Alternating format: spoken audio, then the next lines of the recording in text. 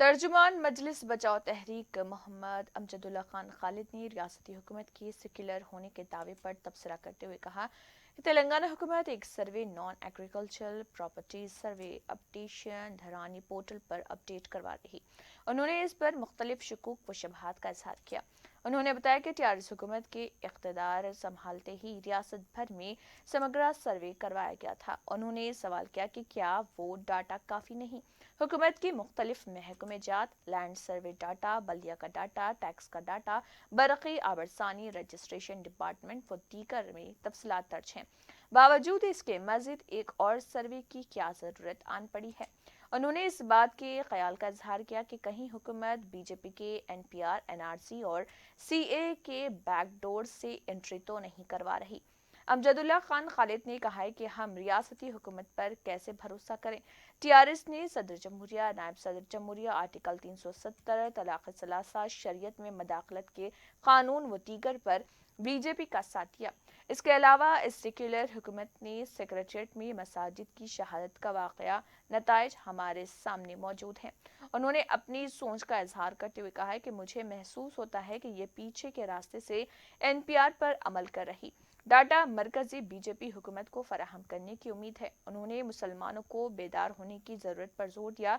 अमजदुल्ला खान खालिद ने बताया कि वो 1 अक्टूबर के यौम किसी काम से बल्दी दफ्तर गए थे, जहां सर्वे का फॉर्म मिला जिसमें मजहब, अफराद, खानदान, जायदाद, कारोबार हर चीज पूछी जा रही।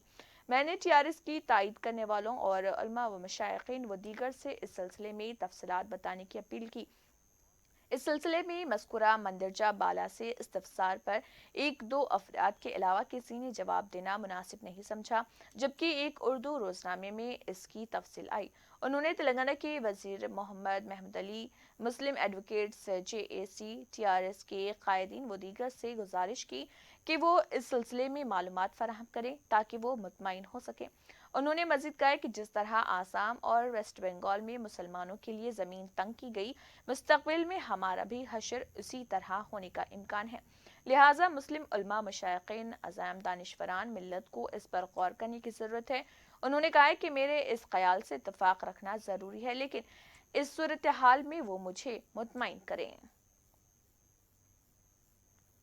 तेलंगाना स्टेट में तेलंगाना गवर्नमेंट की जानिब से एक सर्वे किया जा रहा है और उस सर्वे का नाम ये दिया गया है नॉन एग्रीकल्चरल प्रॉपर्टीज़ अपडेशन, और उसका एक पोर्टल क्रिएट किया गया है जिसका नाम है धरानी पोर्टल। तो इसका मकसद ये है कि जिसके पास भी नॉन एग्रीकल्चरल लैंड है उसका पूरा डाटा क्रिएट करने का एक बहाना बनाया जा रहा है। जो भी प्रॉपर्टीज़ ख़रीदते हैं या प्रॉपर्टीज़ बेचते हैं तो उसका पूरा डाटा जो है रजिस्ट्री डिपार्टमेंट है, रजिस्ट्रेशन डिपार्टमेंट में रहता है। आप जो टैक्स देते हैं उसका बलदिया में उसका डाटा रहता है। लैंड सर्वे एक रिकॉर्ड्स जो रहता है उसके अंदर पूरा डाटा रहता है। जब आप लाइट का मीटर लेते हैं तो इलेक्ट्रिसिटी डिपार्टमेंट में उसका डाटा रहता है। आप उस मकान पे अगर पानी का कनेक्शन लेते हैं, वाटर कनेक्शन, तो हैदराबाद मेट्रोपॉलिटन वाटर बोर्ड के पास आपका पूरा डाटा रहता है।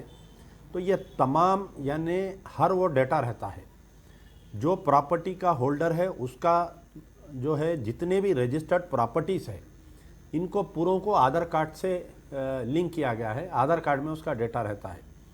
लेकिन हालिया असेंबली में अचानक से चीफ मिनिस्टर साहब ने एक ऐलान करते हुए ये कहा कि नॉन एग्रीकल्चरल प्रॉपर्टीज़ अपडेशन करने वाले हैं हम, सारा रिकॉर्ड एक जगह पर करेंगे।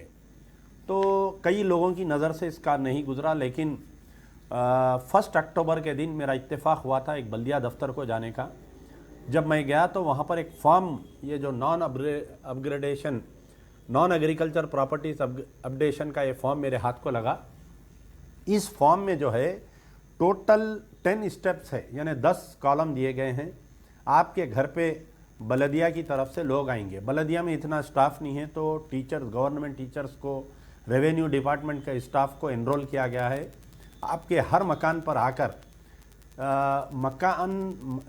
किसके नाम पे मकान है, प्रेजेंट ऑक्यूपायर कौन है, ये तमाम तफसीलात लेने की कोशिश की जा रही है।